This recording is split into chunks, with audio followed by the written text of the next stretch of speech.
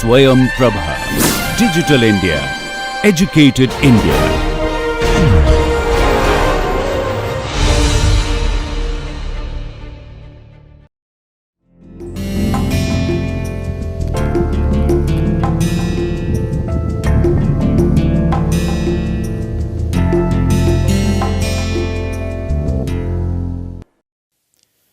Good morning, good afternoon, and hello, my friends. This is the 20th lecture of each of being of half hour duration, and we are just at the middle of the course for the project management. So today we will consider the concept of PERT CPM. This is just starting, and if you remember, we considered what are the concept of activity on arc and activity on known concept, and based on that we will now proceed. So if you see the slides, which is the 227th one, so prior to constructing an activity network, there are some simple rules of thumb you need to become familiar with as you develop the overall set of activities which makes the project. So these rules are very helpful in understanding the logic of the sequence of the activities based on which we will work to basically find out what is the critical path or what is the time duration taken for a project, and based on that we will take a decision whether crashing can be done, whether that set of activities are optimal or whether they are critical, whether resources should be utilized in order to finish the overall work before time, and if resources are being utilized, what is the overall consequence on the general cost structure for the project. So some important points regarding activity network.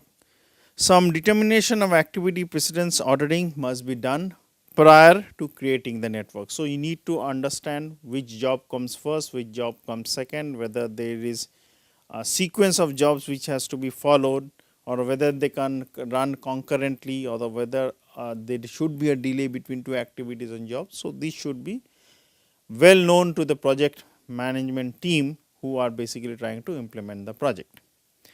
That is to say, all activities must be logically linked to each other. Those that proceed and other subsequent activities should be planned accordingly. The network diagram usually flows from the left to the right. So if you remember the decision tree diagram which was there on the left, we had the start where you are trying to basically start off your total decision process, and on the right was the end. But even though the whole process basically was from left to right, actually a decision whether there was a logic depending on the expected value of the decision, whether you should continue with that particular set of activities, not continue with this set of activities, was basically taken from the right. So this would not be technically the case in many of the actual so called rules based on which we are trying to analyze the PERT and the CPM. An activity cannot begin until all preceding connected activities have been completed, which is very important to know. Arrows on the network indicate precedence and logical flows. Arrows can cross each other, although it is helpful for clarity's sake to limit this effect when possible, because crisscrossing would basically make it much more confusing. The fifth point of discussion is that for the important points regarding how the activity network is made and what should be remembered is each activity should have a unique identification associated with its numbers or letter code. Like if the letter code is A, B, C, D, they should not be in clash, or if the activities are starting at 1 and 2, so others should definitely not be such that there is a clash, like 1 and 2 should be unique. So other can start at 2, but they should not be all starting at the same point or ending at the same point, considering the numbering. For simplicity, these identifiers should occur in ascending order. Each one should be larger than the identifiers of the preceding activities. So as we write down the numbers in column format, the numbering should be basically the least should be on the top and they should go down as we go in the logical sense below. Looping or recycling through activities is not permitted. Even though looping and cycling is not permitted, if you see this sixth point, remember that looping would be a part of the consideration when we go into GERT and QGERT concept. So that was one of the main book based on which we will try to cover these concepts were basically by Pritzker. Although not required, it is common to start a project from a single beginning node, even in the case when multiple start points are possible. A single node point also is typically used in the project end indicator to signify the project has ended. So, consider a very simple example of precedence diagram in the network concept. So, it can be like A, B, F, H, then J, or else the sequence of the activities can be in the second bullet point A, C, E, H, J, third being A, C, E, G, J, and fourth being A, D, I, J. Similarly, for others starting with B, C, E, F, G can be mentioned. So, if you look at the first, second, third, fourth bullet point, it means that A is the first one. Now, if I ask the question that what set of other jobs or activities are there after A, so what you will do is that basically lay your attention on the set of activities which are after A. So, if you see the first bullet point, the second, third, and the fourth, you will see that after A you can have B, C, and D. That means when they start would actually mean that what is the relationship between A and B, what is the relationship between A and C, and what is the relationship between A and D. But it would also mean that B, C, and D may start at the same time, may start at different time. So, let me say that in simple words. It may also mean that B can only start after A ends, but it may not be the case of C. C can be such that C starts only after A starts. So, the starting point of B and C are different, and D can be, say for example, it only starts after, say for example, half of A is complete. So, how they are denoted in the diagram concept, I will come to that later on. So, similarly, after B, C, and D you have F, E, and I, and correspondingly the sequences are given. So, if you see this is what I meant. Then after A you have B, C, D jobs and activities, and after B you had F, after C you had E, after D you had I. So, the sequence of activities which was shown in the set of slide which was 230, if it is converted into the activity the precedence diagram concept, it has basically A being followed by B, C, D in some sequences. Then after B you had F, and after C you had E, and then as you proceed more on to the right, F and E would basically lead to H, E would lead to G, and D would lead to I. So, once H, G, and I are done, complete in some sense, it will basically go to the end job which is J, which completes the work. We also know the estimated duration for each of the activities in the project network and apply them and to determine the exact time necessary. So, say for example, if the duration of the jobs are given as given in this 4 bullet points, star bullet points, path A, B, F, H, J has the durations accordingly as given. 4 is basically the time duration which is taken for completing the job. So, if you have A, B, F, H, J which is 5 in number, so obviously there are 5 such durations. So, A takes 4. So, if you consider the concept of A would basically be 4 both in path 1, path 2, path 3, path 4. If I consider B has a duration of 4. If I consider C has a duration of 2 both in path 2 and path 3. Similarly, if you note all the job timings or the durations, if you add up, they give you the total duration which is being taken for path 1. The first one is 18 days. Similarly, for the second, third, and fourth, the durations are 14, 14, and 16 days.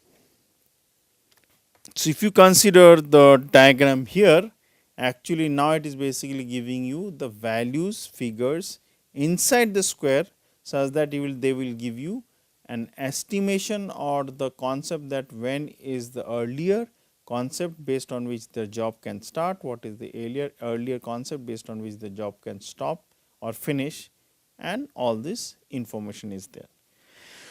So, if I consider, say for example, the job A, the 0 means basically it has to start on the 0th day. That means when my project starts, the duration is given as 4. Now, if I consider, say for example, job B, it means that it can start at the end of day 4, which means once job A is finished, 4 days has been completed, then only B can start. So, if I consider the duration of job B, it is basically 4. So, the total amount of duration needed to complete A and B combined together is 4 plus 4. So, similarly, everything is given accordingly here. So, all the values how they are calculated, I am going to come to that very soon. So, once you have completed the backward pass, that means either going in the concept where you go from the left to the right or you come from the right to the left, we can determine. So, these what is backward pass and what is the concept of forward pass, I will come to that. So, we can using that we can determine individual activities, their floats for each task as well as for each path through the network, what is the overall time duration taken and whether that time duration is critical or not. Again, float informs us of the amount of time and activity can be delayed and still not delay the overall project. To illustrate the implication of float, suppose that activity C is delayed and cannot start until 3 days after the original schedule. So, those concept how they are done, what the third bullet point basically means, if you refer back to the last slide, which is the 233rd slide, you will understand how it makes sense. So, I am just mentioning that in the qualitative aspect, we will slowly start solving the problem in detail so that you will understand that how the concept of forward pass, the backward pass are utilized in order to find out the total duration, the slacks, the critical activities, the critical path and so on and so forth. We will also try to understand what are the implications of the delays and whether the delays have as a consequence on the total duration of the project.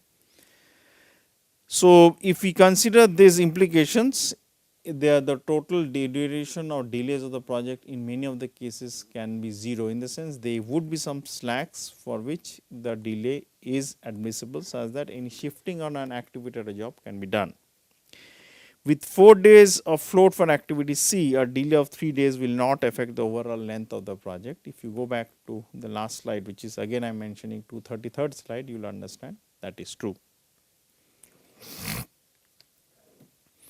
One important point to remember of activity float is that it is determined as a result of performing the forward and the backward passes, the concept which will come very soon and what I have been mentioning, that how you calculate the total float and how you find the slacks accordingly. Until we have done the calculations for this ES, EF, what are these, I will now explain. So, until and we have done the calculation for the early start ES, EF is early finish, LS is late start and LF is late finish. We cannot be certain which activities have floats associated with them and which do not have any slacks associated with them. Using this information to determine the project critical path suggests that the critical path is the network path with no activity floats, such that it is critical to understand that any delay in those particular activities would definitely have a negative impact on finishing the time duration of that project. In our project example, which we just considered, we can determine the critical path by linking the nodes with no floats. That means, if the floats is 0, obviously it means that there is no leeway of changing the duration or the end of those particular activities or jobs. So, here with no floats is the set of sequence A, B, F, H, J. We can also determine that float for individual path floats which are there. So, there can be other paths also to reach that total project, but which means that if one of them is critical, the others would basically have some floats. So, that means there is some leeway in trying to change some activities in that path where there is a float. Which is to say, let me continue, the linkage of each node within a non-critical path would be there. For example, if you consider in that diagram which we just discussed, the path A, D, I, J has 4 days of float. That means 4 days can be utilized for trying to readjust in case of emergency or some changes in the activity start and finish has taken place for this, for the sets of activities which are there on the non-critical path. So, consider this diagram. This is based on the fact that A has 14 days, B has 3 days, C has 7 days, D has 4 days, E has 10 days. So, generally it means that after A ends, you basically can start B and C and the corresponding number of days is given. After C is done, then some D work, whatever the activities has to be finished, that it ends and in a certain time, and provided D and B is finished, then only you can start E. So, you start at 1, finish at 5, considering the activities are A, B, C, D, E in some sequence. Now, in this diagram, in order to make you understand, I have marked the path or the set of paths of the activities which are critical. So, this is basically A, C, D and E. So, now the question is why it is critical, why not B is not critical. So, I am just explaining it qualitatively. Now, if you see, after A ends, 14 days are already over for the project.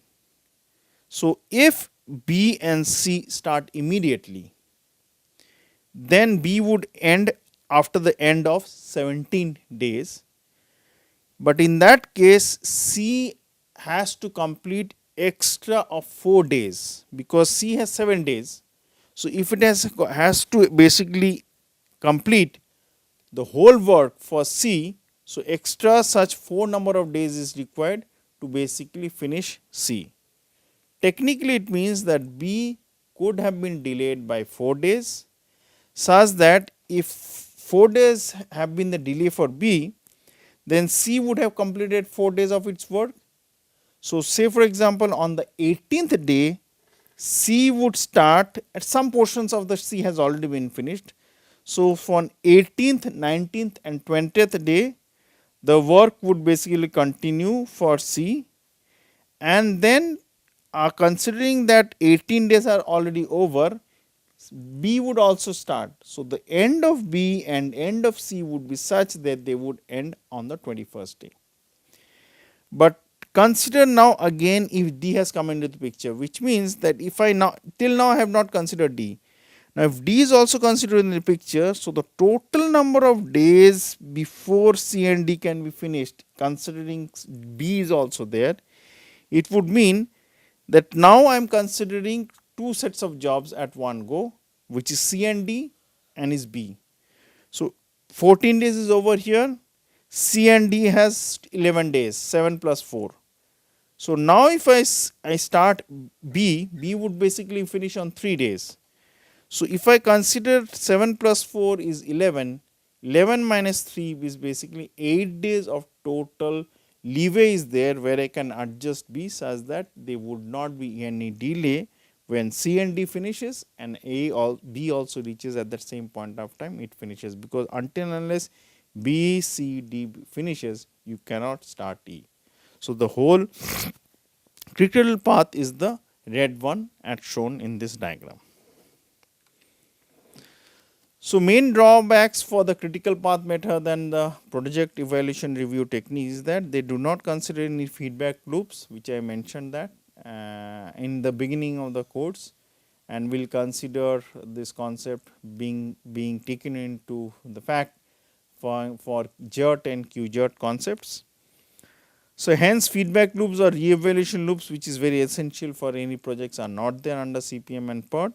They only consider end to start. So, this concept I will just come within few slides. So, this PERT and CPM only consider end to start concept, not the other one which I had just mentioned, like end to finish, then or finish to start and finish to finish concepts are not considered. So, out of these 4 concepts which we will just explain with a diagram, This PERT CPM only considers the end to start relationship between any two consecutive activities or tasks or events. So as looping is not allowed, so this is what I mean. So the that one means basically if you had this one as, so this one say for example was A, this was B, this was C, this was D. So any relationship between C and D where the looping is being done is not allowed in PERT CPM. So now if you remember, I mentioned about the concept of end to start, end to end, start to end, and start to start. So let me explain it with the diagram, which is very nicely explained in this 241st slide. So consider the activities are A and B. A and B are shown not to scale, in the sense the number of days being utilized for to finish A or number of days which is required to finish B are not shown in their sizes. They are just shown as activities. Now if you consider the relationship between A and B, there are 4 relationships which can exist between A and B. The first one, if you see the black bold arrow, it means that B can only start after A finishes. So they cannot be anything like B starting somewhere in between when A is progressing. That's not allowed. The second one, which is the pink one, so let me consider the second one, which is shown here. It is basically the end to end. End to end means the number of days stipulated between the end of A and end of B is fixed. So when they start, whether B starts before A or whether B starts after A doesn't matter. It only basically mean that end to end structure of the number of days is fixed and cannot be changed. That is the rule based on which we proceed. The third concept is start to start, which is shown in this greenish blue line, the arrow. It means that the starting of A and the starting of B are linked to each other with the number of days. It has no mention about the ending of A and the ending of B. Like in the first one, it was ending of A and ending of B were linked. Here it is the start of A and start of B which are linked together. And the last concept is basically start to end, which means that the starting of A and the ending of B are linked together. So it doesn't mention that when A would end or when B will start. That relationship is not mentioned. Only thing is start and end concept between A and B are required. So for the CPM, which is the critical path method and the PERT method, we will only consider the end to start concept, based on which we will find out the slack and the critical path and the floats. So to evaluate the time duration of an activity or job, we have to evaluate 3 different times, which are as given: T naught, T suffix O, T suffix M and T suffix P. So if you remember a few classes back, I have been mentioning about optimistic time, pessimistic time and the average time, time and again. So these are what I meant by T suffix O, T suffix M and T suffix P. So TO means is the optimistic time, optimist concept considering that all the resources are being optimally utilized. TM is the expected or the mean time and TP is the pessimistic time. So hence if I need to find out the actual time required to finish the job, considering the distribution is beta, the average is found out and given average, that means based on which we will do the calculations, not the TM part.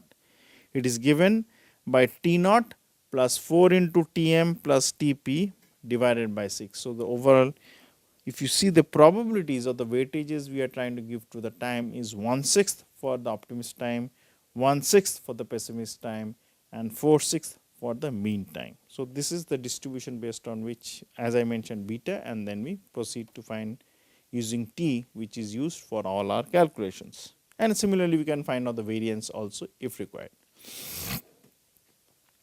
Remember that we usually plan a project considering man-hour days. Hence it is important to evaluate the cost structure for each individual activity, job, task and then extrapolate it to find the total cost of the of the project.